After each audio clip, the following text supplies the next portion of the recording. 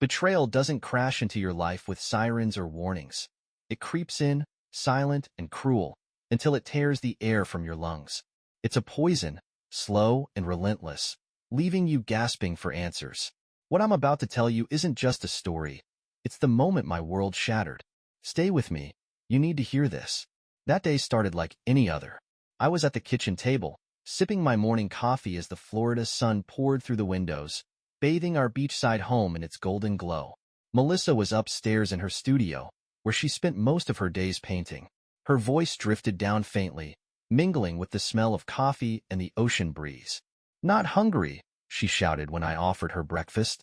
I shrugged, accustomed to her creative moods. When Melissa was painting, the rest of the world ceased to exist, including me. I used to find it endearing, this ability of hers to lose herself in her work. Lately, though, it felt more like a wall, something she had erected to keep me out. 8 years of marriage, and I thought I knew her. I thought I knew us. But that was before the phone call.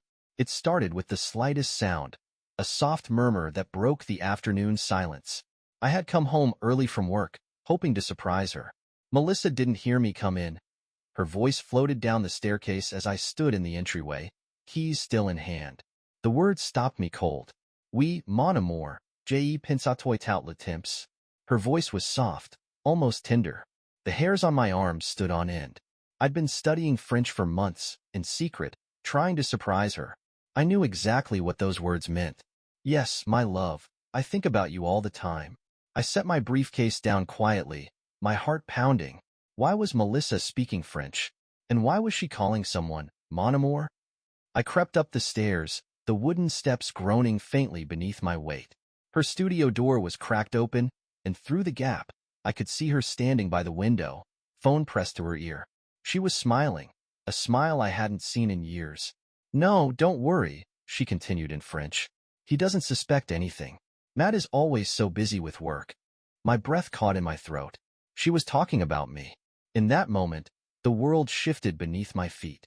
The woman I thought I knew, the life I thought I understood, was suddenly unrecognizable.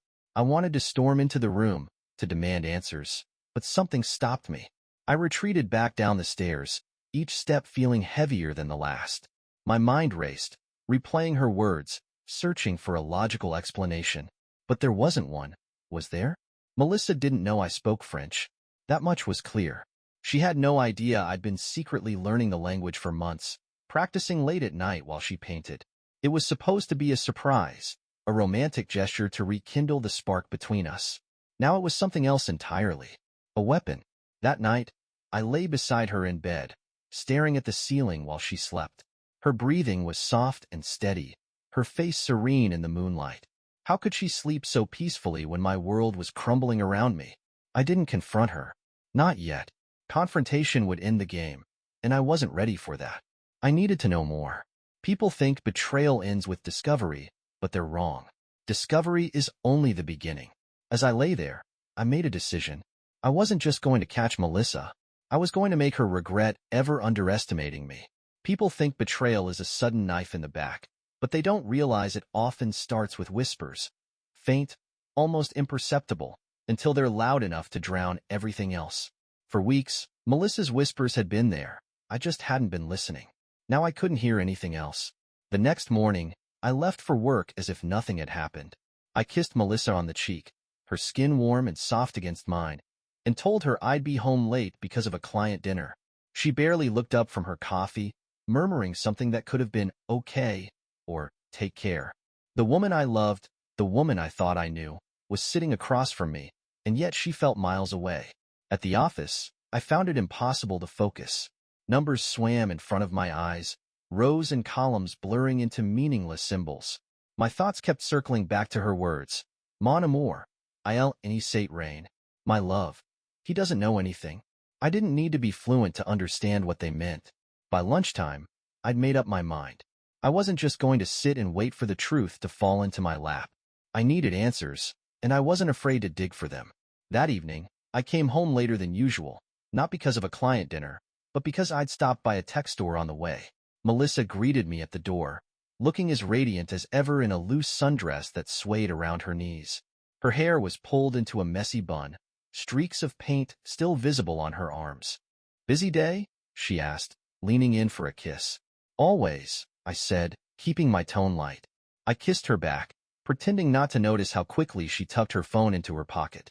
We ate dinner together, grilled fish and salad, and I asked about her painting. She lit up, telling me about the unrestrained energy she was trying to capture on canvas. It was the most animated I'd seen her in weeks, and for a moment, I almost believed everything was normal. But then her phone buzzed. Her smile faltered, her gaze flickering to the screen. She didn't pick it up right away, but I saw the way her fingers twitched, itching to grab it. "Someone important?" I asked, keeping my voice casual. "No, just spam," she said too quickly. Liar. Later that night, while she was upstairs in her studio, I got to work. The small tracking device I'd purchased slipped easily into her purse, hidden in the lining where she'd never think to look. I'd seen enough TV dramas to know how these things worked, but I wasn't relying on technology alone.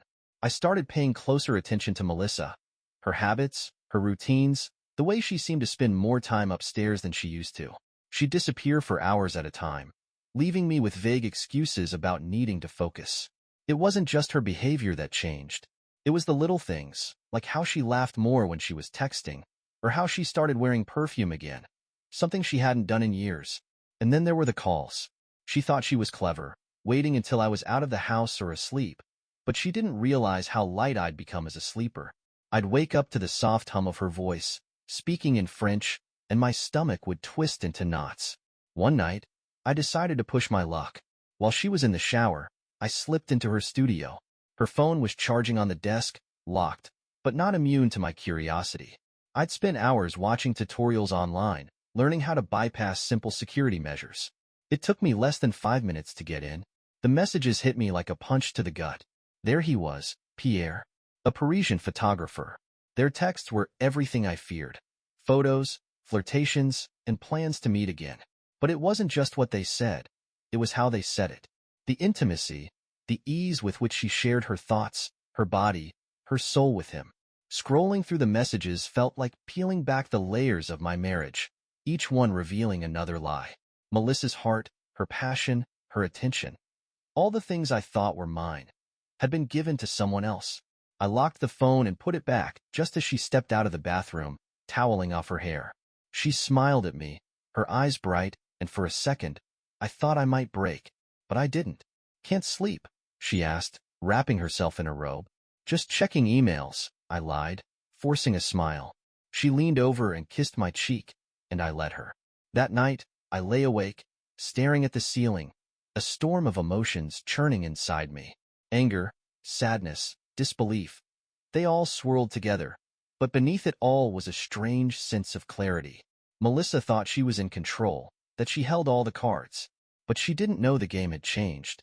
The next time she called him, I'd be listening. The next time she texted him, I'd know. And when the time came, I'd be ready to take everything from her, just as she had taken everything from me. Betrayal doesn't end with discovery. It ends when the person who betrayed you realizes just how much they underestimated you. Betrayal isn't just a dagger in the back. It's a slow poison, seeping into every corner of your life, making you question everything you thought you knew. As I pieced together Melissa's lies, I realized I couldn't confront her outright. Not yet. I needed to understand the scope of her betrayal, the depth of her deception. Only then could I destroy the house of cards she'd so carefully built. The days passed with agonizing slowness. Melissa acted as if nothing had changed, floating around the house in her usual carefree way. She'd laugh at my jokes, ask about my day, and even offer to make dinner. A rare gesture that once might have softened my heart. But now, every smile, every touch felt calculated, like a magician's sleight of hand, designed to distract me while she kept her secrets. I played along. One evening, Melissa told me she had an art gallery meeting in downtown Miami and might be home late. She kissed me goodbye, her lips brushing mine with the same casual affection she probably gave him. The thought made my stomach turn, but I smiled and told her to enjoy herself. The second her car disappeared down the driveway, I sprang into action. I opened the tracking app linked to the device in her purse. A small, blinking dot appeared on the map, moving steadily toward the city.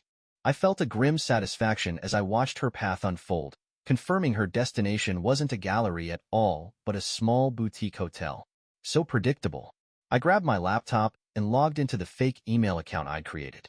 Posing as Pierre, I'd already begun weaving a subtle web of confusion, planting small seeds of doubt in their relationship. My emails were light, teasing her about how reckless she was for taking such risks, subtly suggesting that I might not be as invested as she thought. Her responses were desperate, almost frantic in their need for reassurance. It was as if she feared losing him more than she feared me finding out. That night, I decided to push her boundaries further. When she came home, smelling faintly of hotel soap and guilt, I greeted her with a warm smile. "How was the gallery meeting?" I asked, handing her a glass of wine. "It went great," she said, too brightly. "We discussed a potential exhibit for next spring." "Sounds exciting," I replied, keeping my tone light. "What was the gallery called again?" She hesitated, her fingers tightening around the stem of her glass. "Oh, Gallery Moderne. It's a newer place.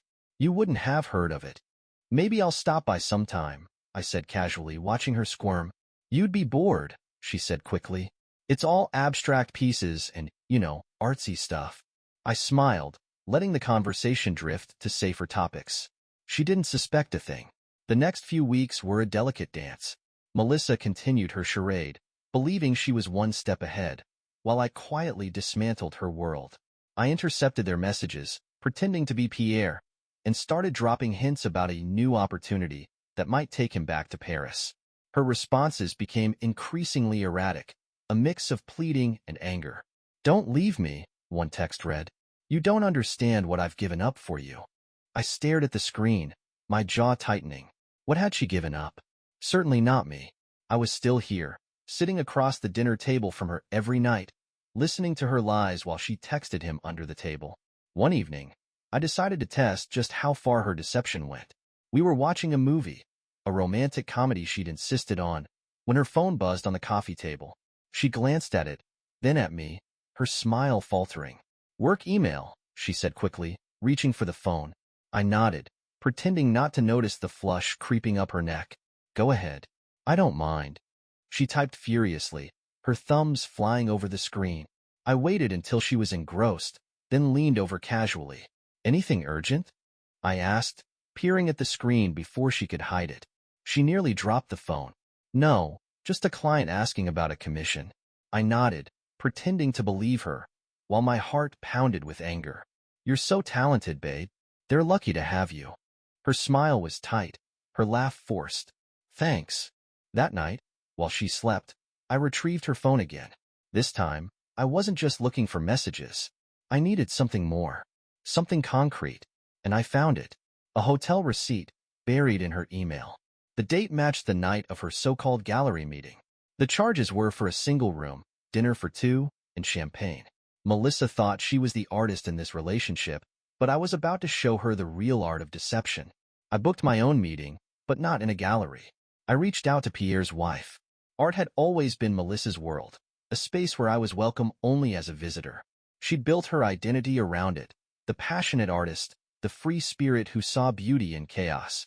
I used to admire it, the way she could transform a blank canvas into something raw and alive. But now, her art felt like a mask, a carefully crafted performance hiding who she really was. And then there was Pierre. I first learned about him through her texts, buried in the threads of French words Melissa never thought I'd understand. He wasn't just some random fling. He was a Parisian photographer, the kind of man who probably sauntered through life with a cigarette dangling from his lips and a camera slung over his shoulder. He met Melissa during an exhibition in Miami 6 months ago, where his black and white portraits of urban decay had been the talk of the gallery scene. The connection was immediate, if her messages were to be believed. He had called her magnifique, praised her artistic soul, and swept her off her feet with a charm I couldn't compete with. They had started with coffee, then dinner, and finally, the rest. I'd even met him once, briefly. Melissa had introduced him as a colleague, someone she admired. He had shaken my hand, his grip firm but unhurried, his smile disarmingly friendly. "Your wife is incredibly talented," he'd said, his French accent thick and smooth. I'd thanked him, oblivious to the undertones, while Melissa stood there, smiling as if butter wouldn't melt in her mouth. Now I was determined to unravel their story. Using the fake email account I'd created, I posed as a French curator interested in Pierre's work. I sent an email requesting more information about his exhibitions and offering the possibility of a showcase in Miami. His reply came within hours. He was polite, professional, and enthusiastic. He attached his portfolio, a sleek PDF filled with moody photographs and pretentious captions. But what interested me most wasn't his art. It was the personal touches. Pierre wrote about his time in Florida, mentioning the incredible artists he'd met, including Melissa. The tone was subtle, but there was a familiarity in the way he mentioned her, a hint of something more.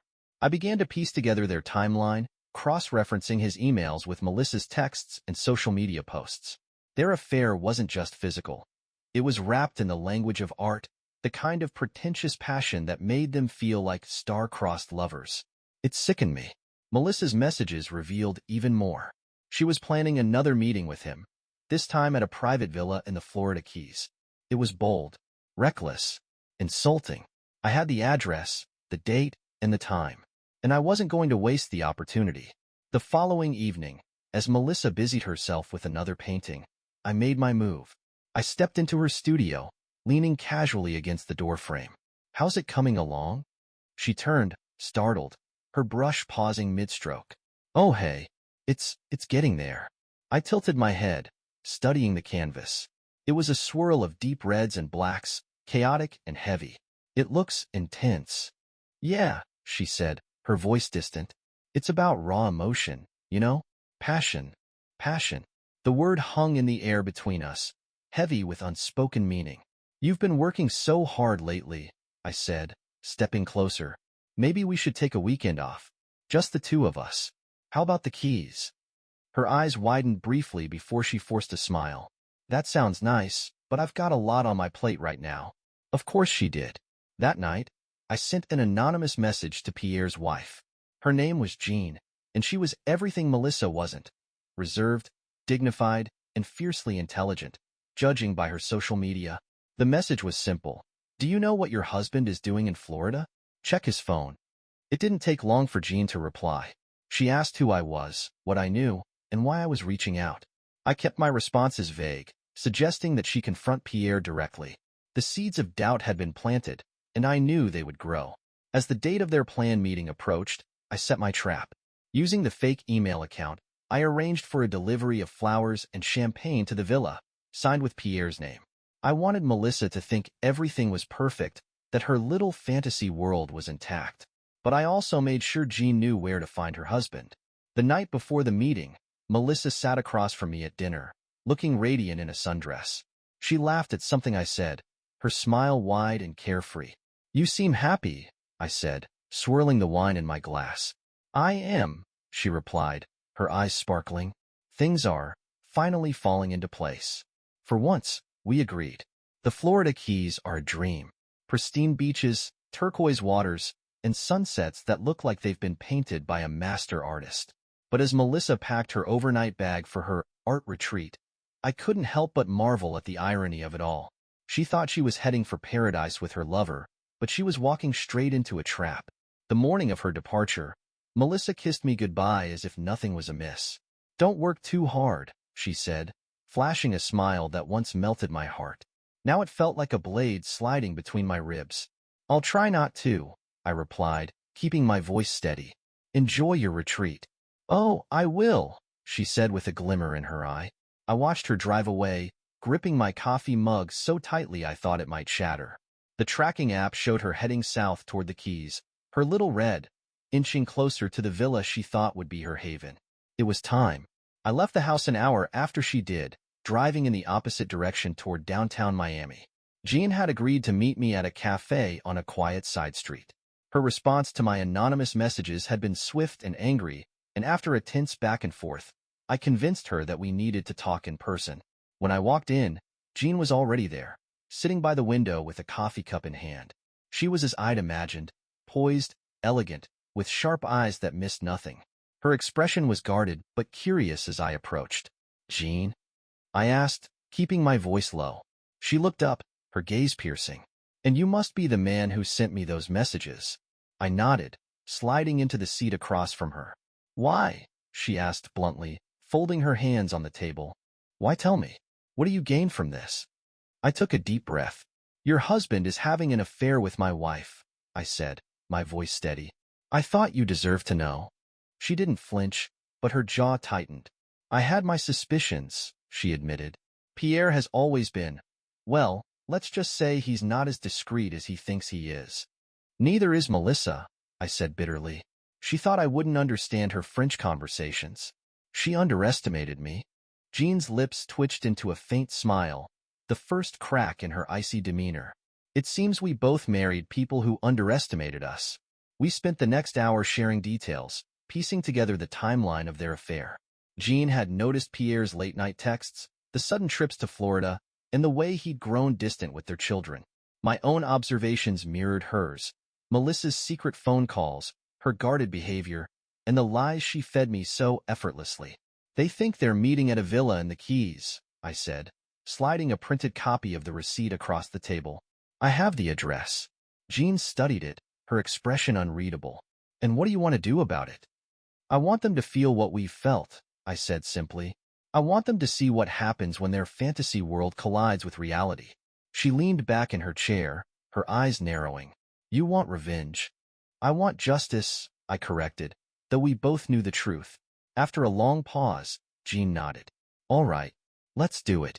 The drive to the Keys felt like a descent into some dark, twisted fairy tale. The sun blazed overhead, the ocean sparkled like a dream, but the tension in the car was suffocating. Jean followed me in her rental, and we communicated through text, finalizing the details of our plan. When we arrived, I parked a block away from the villa and waited for Jean to join me. Together, we approached the property, keeping to the shadows like conspirators in a crime novel. Through the large picture window, I saw them. Melissa and Pierre were sitting on the couch, a bottle of champagne between them. Melissa was laughing, her hand resting on his knee, while Pierre leaned in closer, his smile smug and self-assured. The sight of them together made my blood boil, but I forced myself to stay calm. This wasn't the moment to explode. It was the moment to act. Jean and I entered through the unlocked back door, the click of it closing behind us making Melissa turn. For a brief, horrifying second, she just stared at me, her face frozen in shock. Matt, she whispered, her voice barely audible. Surprise, I said, my voice cold as ice.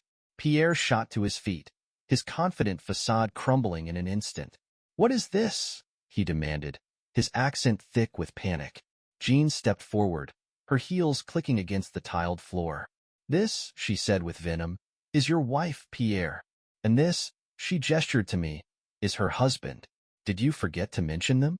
The room fell into a stunned silence, the air crackling with tension. Melissa's mouth opened and closed like a fish out of water, while Pierre looked as if he wanted to disappear. I pulled out my phone, holding up the messages I'd printed and recorded. You thought you could play your little games and no one would notice, I said, my voice steady. But you forgot one thing. I wasn't as blind as you thought. The confrontation was raw, brutal, and filled with the kind of truth that cuts deep. Melissa tried to defend herself, claiming she was unhappy and lost. But her excuses fell flat. Pierre stammered, apologizing to Jean, but she shut him down with a glare so fierce it could have stopped a hurricane. By the time we left, Melissa was in tears, Pierre was pale and silent, and the villa that had been their paradise felt more like a prison. Jean and I walked away without looking back, united in our shared sense of justice. The drive back to the mainland felt surreal, like I was coming down from a high I didn't know I'd climbed. Jean had taken her car and driven in the opposite direction, leaving me to my own thoughts. The Florida Keys' idyllic beauty blurred in my rearview mirror, replaced by a storm brewing in my chest. Melissa didn't come home that night. I didn't expect her to. The next morning, I sat at the kitchen table with my usual cup of black coffee, staring out at the waves crashing lazily on the shore. I'd slept, but not well. My mind kept replaying her tear-streaked face, the way her voice cracked as she begged me to just listen. But there was nothing left to hear. Around noon, the sound of her car pulling into the driveway shattered the silence. I stayed seated, my fingers tracing the rim of my coffee mug as she entered the house. Matt, she said softly, standing in the doorway like a child caught stealing. I didn't respond, didn't even look at her. I let the silence stretch until it became unbearable, a noose tightening around her excuses.